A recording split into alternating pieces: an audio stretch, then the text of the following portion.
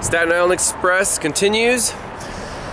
It's late afternoon and we have a 2003 Jeep Grand Cherokee 4-liter straight 6, and this thing has a weird symptom where cold it starts up fine, it runs for a while, and then what? And then crank no start. And then crank no start. Does it stall out, Steve? Do you know, or? Yeah, it did. Customer reported that he put it into reverse, it stalled out, and that was the end of it until it cooled down, until it got complete. Okay. Keith and I were on this in the middle of the night the other night. We both ran out of energy, and the engine got too warm and stuff like that, and that was the end of it. Right. Okay, so you couldn't get it running when it was warm. No. And Keith said it backfired through the intake enough to blow the boot off. Yeah, it did, yeah. Okay. Give it a right good pop back, yeah. So we're worried about timing. Something's not synchronized, something's heating up and shifting. So right now it's cold and we want to get a good baseline on, using a scope, 4 channels. Let's go through the 4 channels.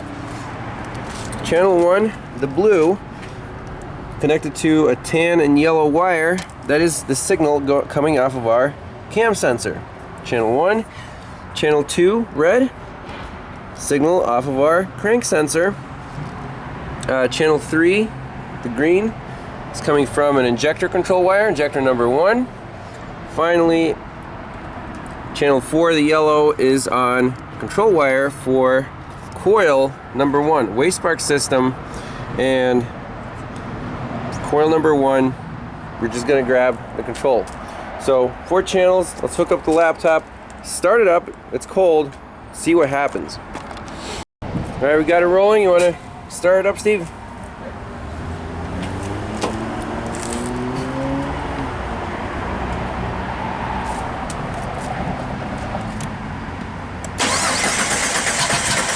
Uh-oh. That's it. Very interesting. Uh-oh. So we had that running for 5 seconds, less, 3 seconds. less than that. Unbelievable. So stop the recording. Back it up. What's up with our green trace? Don't have anything on there. Let's zoom in, see what we see. So cam.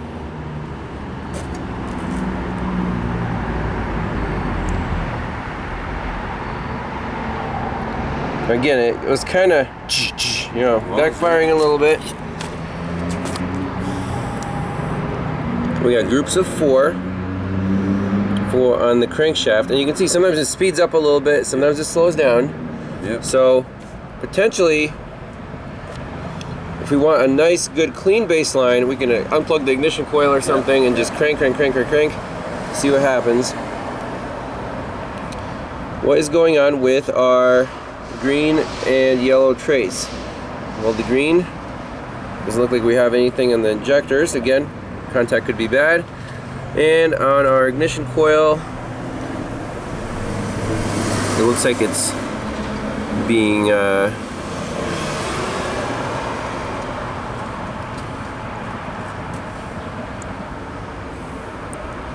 activated, but again, inconclusive. So since it's not starting right now, let's double check all our connections, unplug the ignition coil, and just crank it over, at least get a good cam crank, even spacing. Alright, so we have some code stored in here. Again, this car is messed with. Stuff is unplugged, the ignition coils, CMP, CKP. We're gonna simply clear the codes out. Codes only, no codes present. Fantastic. Now, what is the next logical step? Obviously, we need a known good cam crank. Yep.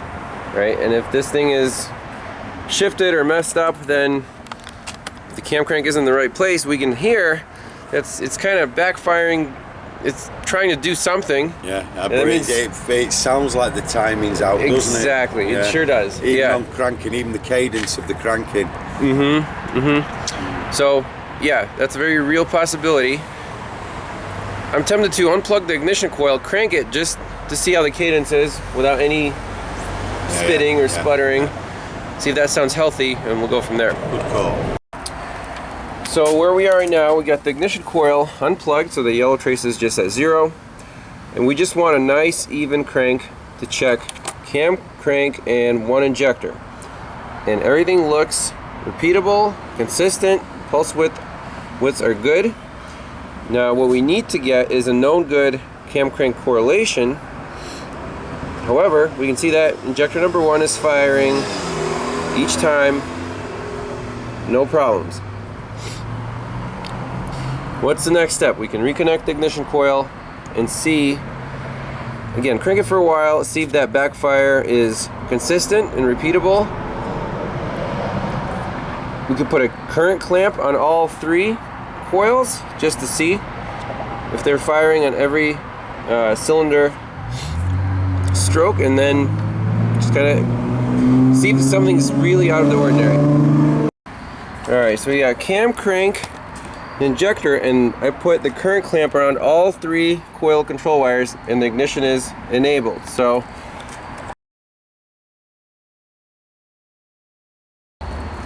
alright, Steve, now let's do the crank.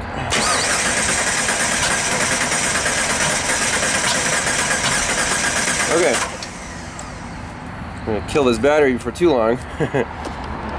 Let's see what we got. Now the green trace is now ignition coil number 1. So that's when it occurs. We can see spark line. So there is spark occurring. Question is this thing getting enough fuel? Just since we have a fuel pressure gauge, just crank it, Steve. I just want to 50 psi. Okay. Boom, boom, boom, boom. So we do have fuel pressure. Again, my gauge is leaking a little bit, so that's why it's bleeding down. We got 50 psi. I'm not worried about that. What else are we worried about?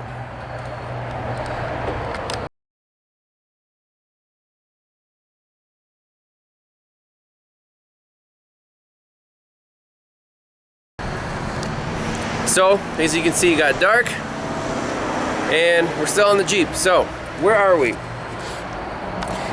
When we're cranking it, and it's kind of sputtering, and sometimes it really doesn't want to turn over, it sounds like a timing problem, right, Steve? It does, yeah. It really sounds like a timing problem, yeah. Right, and not necessarily mechanical timing, we're talking about ignition timing. And if it's sparking at the wrong time, it fires into the intake and, blows the air box off. Like that. Now, just looking at the cam crank and thinking about this logically, how does the computer know when to fire each of these ignition coils? If we just had the crank signal, it's groups of 4. However, there's no sync. We don't know when the engine is, TDC number 1. We just know it's TDC somewhere on one pair of cylinders. Yeah. So we need the cam to tell us to set like a base mark, start your firing sequence from here. Now, this cam sensor looks new, it does not look OEM, and the procedure on installing this thing is not as straightforward as it might seem, because it's an old school distributor drive with gears with a little pickup on top, similar to a Ford.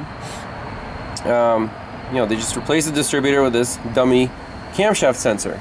Now, can we verify without any special tools that this thing is at least kind of close, or is it in the right ballpark? Looking at the procedure for installing this camshaft position sensor, so there's sensor only, or there's oil pump drive and sensor. This is what we need to read, because obviously the drive also looks new. It's not just the top cap that they replaced. This is the sensor, but they replaced the drive and the little shutter wheel And this honestly looks like a cheapest thing you can buy online, so we're made in China, you know, unit. Great Chinesium. Because on the OEM, there's supposed to be a hole, an alignment hole for a toothpick that you lock it in, and then you drop this thing in while your engine's on number 1 TDC compression stroke, and then you can tweak it from there. But this is the base timing. We don't even have a hole for that toothpick, so we kind of have to eyeball it. Say the shutter edge is on this side of the screw hole. Okay. And the actual harmonic balancer, there's a little notch, and it should be set on, you know, the 0 degree mark down here. So we did that, crawled under there, looked at the little mark, set it, and we don't know if we're on compression or exhaust. However, we can see that this shutter is way off of the edge of the screw hole. So it's basically rotated counterclockwise by that much, like the width of my fingernail. So either we're that far off, or we're 180 plus that far off. Two possibilities here. Yeah, 2. So how do we, you know, we're not getting a new sensor right now. Can we make this thing run with this sensor by doing a couple easy experiments? First thing we can do is take it out and set it 1 tooth retarded, see if it lines up, try to run it. If it still doesn't want to start, we can align the harmonic balancer again, take this out and rotate it 180, put it back in, and then see if it starts. So those are the 2 easiest things we can do right now to kind of rule out those 2 potential likely faults. Alright, so we got the pinch bolt undone. Let's go for it. So once we lift it, the shutter will move until it disengages from that drive, like so. I'm going to take it all the way out in this position and count the number of teeth on the drive. Starting from the hole, you got 1, 2, 3, 4, 5, 6, 7, 8, 9, 10, 11, 12, 13 teeth. Okay, so now we're going to put it back in, but we're going to go 1 tooth that way before dropping it in. So basically,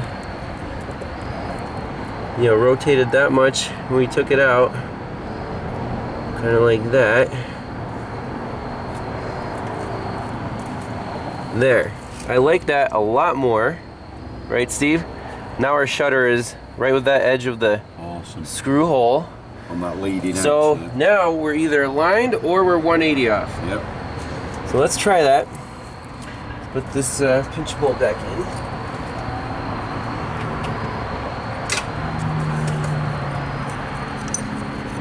Staten Island really does test us, doesn't it? Shit. Oh yeah.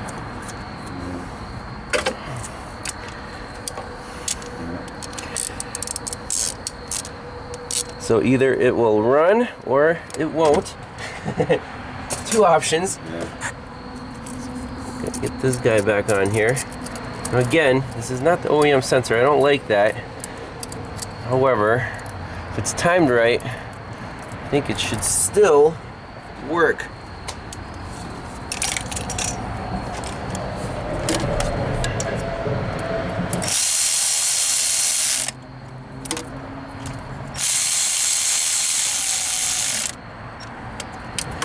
Alright. So what do we want to do? Everything's plugged in, right? Yeah. Try and start it. Go for it. Yep.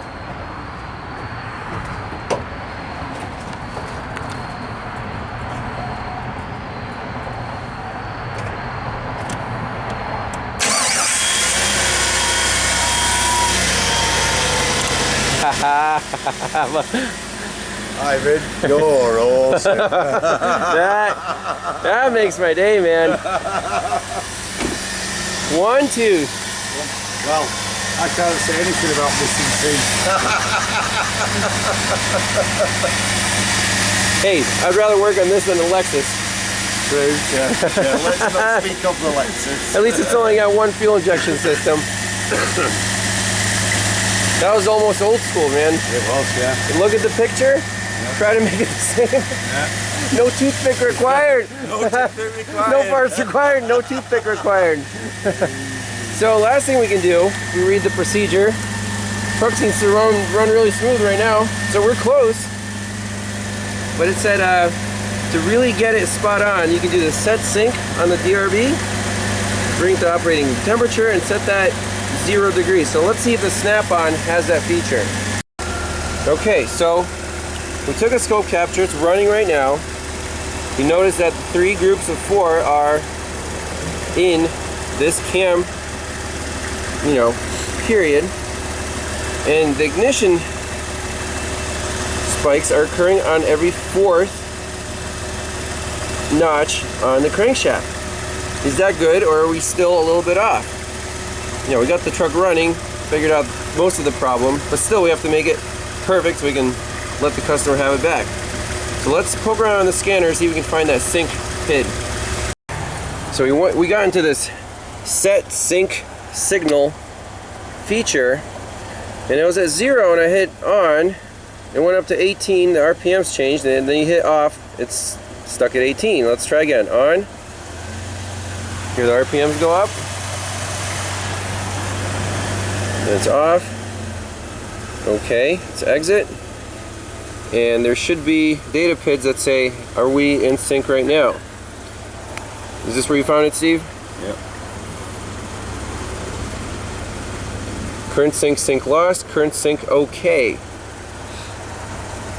Why does one say okay and the other one says it's lost? Because Veris. Because Veris, okay. Let's see if there's anything else here. Custom.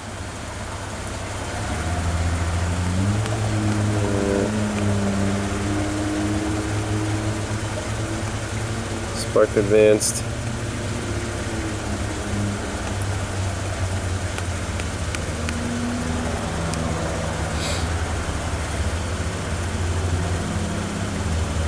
Interesting. So let's play around with this and see if we need to tweak the timing a little bit, or I think potentially we could still be 180 degrees out. We could be. Yeah. And the coil is just waste spark, so it's still firing the companion. What if the injection isn't occurring at the right time? I mean, it still runs. So there's still a variable. Alright, so let's run the system test again. Set sync signal. Engine must be running. Rotate distributor, set distributor to 0. Okay, continue. Now, when we look at the scan data, distributor, let's say on.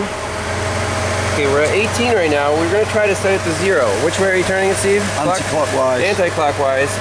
We're going down to 0. Okay. Do you want to lock it right there? Good enough, within 2 degrees. So it looks like it's a little off, but we want to see what it does.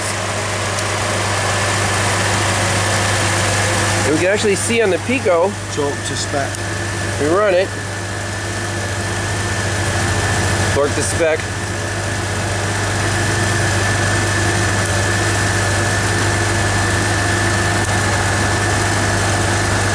Did we get more centered? Yeah, we did. You think so? Yeah. Be off. Okay. Exit. Go back to data. See if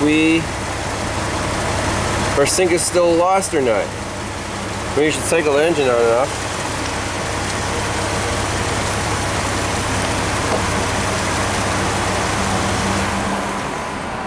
Okay, I'm gonna key on. Wait for the scanner to reconnect. Okay, and fire it up. Starts right up. I'm gonna set the trigger to channel 1 here.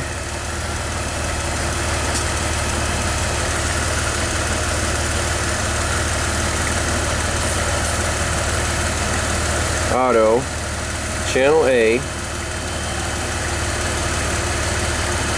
We'll set that sucker right there. On the rising edge. And we can zoom in.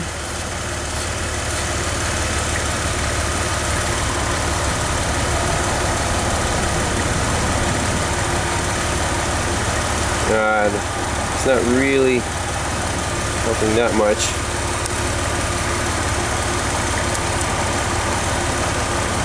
Yeah, but I guess we're closer to the middle. But the fact that it's saying sink last, I'm not exactly sure if that's good or not. But if it runs great, and yeah, should we try to get it a bit closer to 0? Do you think? Nah, I think we're good. With this thing, it's pretty good. Again, it's not an OEM sensor. No, that's true, yeah. So it might be a bit of play in the shaft when it connects to. I mean, yeah, in this case, if it revs up good and it has good power.